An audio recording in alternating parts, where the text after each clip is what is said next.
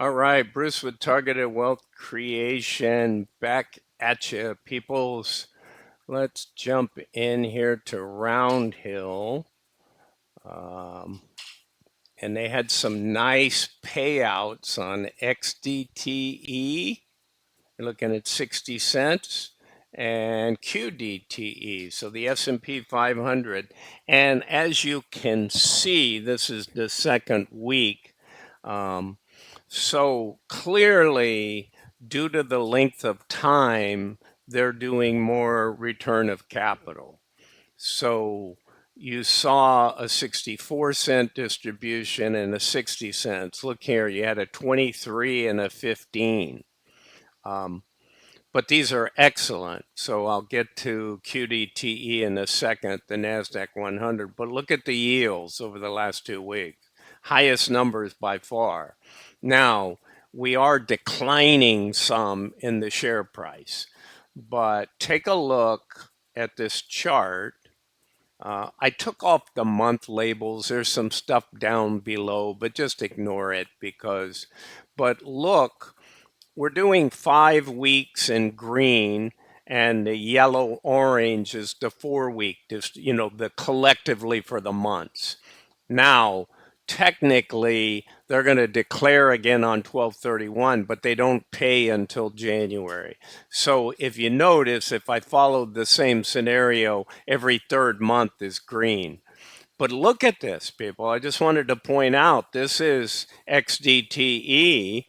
The previous back in, let's see if this is, this is December, November, October, September, so August. Remember, we had that early bloodbath in the markets around August 5 or so. Then it recovered strongly. So previously, that's been the highest month. So we now have 1, 2, 3, 4, 5, 6, 7, 8, 9 months worth of weekly payments. So after I get YieldMax, I will be doing my analysis. But remember, YieldMax only been on the weeklies since I think September. So I'll match that period of time.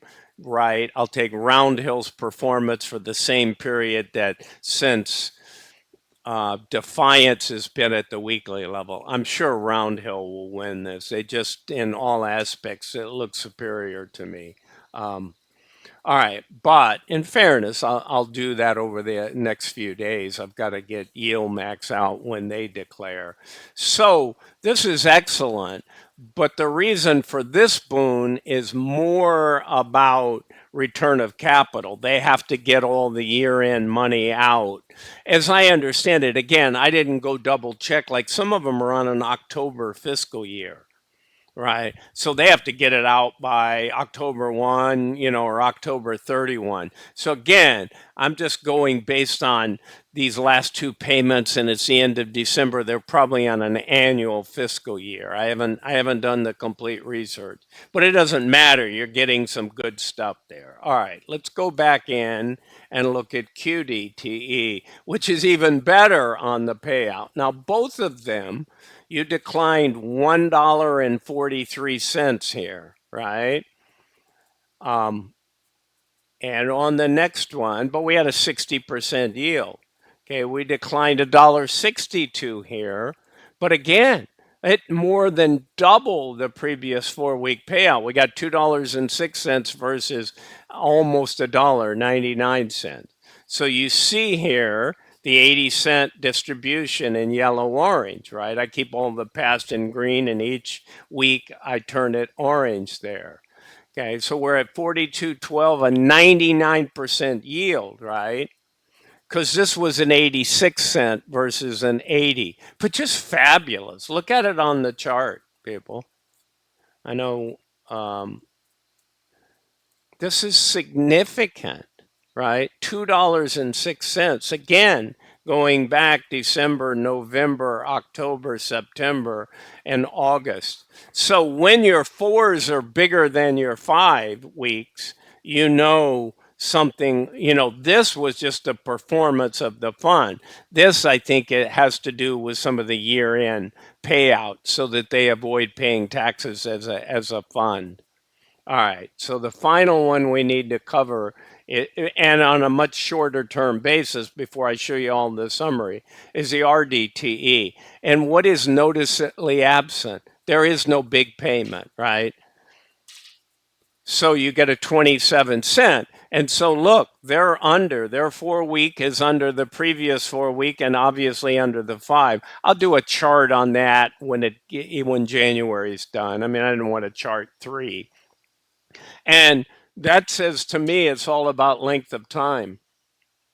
So let's go take a look at that, people. Here's your summary. And again, you have something that's been 293 days with these guys, right?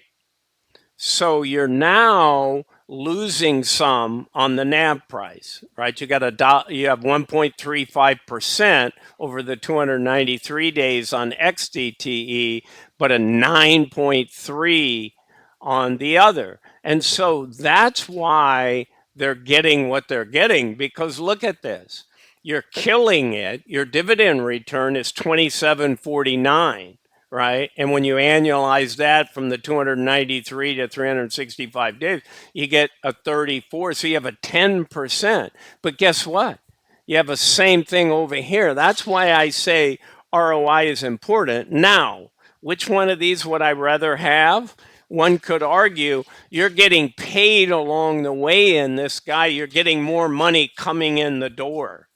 Right? So technically there's a slight edge, even 2266 to 56, I'm making more. But if I had to sell it, that's where you get right down. I mean, this has paid you 1277, this paid you 1021, right? And you had to pay 52 versus 46. But ROI is ROI, total return is total return. So here you're really not looking, you almost have 300 days, 300 out of 365. So you're close to your annualized rate. It goes from 19 to 24, 27 to 34.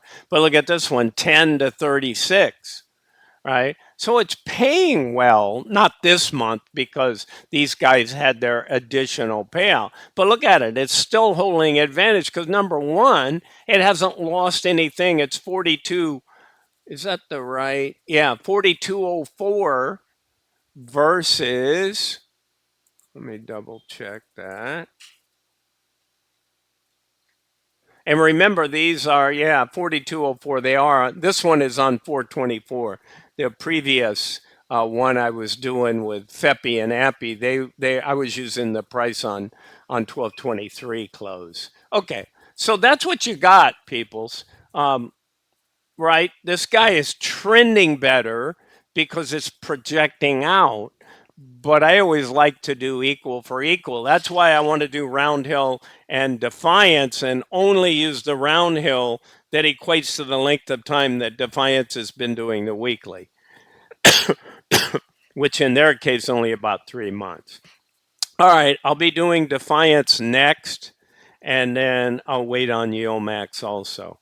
All right, and then over the next day or so, over the holiday and into the weekend, I'll do my Roundhill versus Defiance on the weekly payout, all my analysis and summary. All right, peoples, again, this is Bruce with Targeted Wealth Creation. Have a fabulous Christmas and or the holiday that you celebrate. All right, people, again, I'm not a financial advisor. This is not financial advice. Have a great one. Bye for now.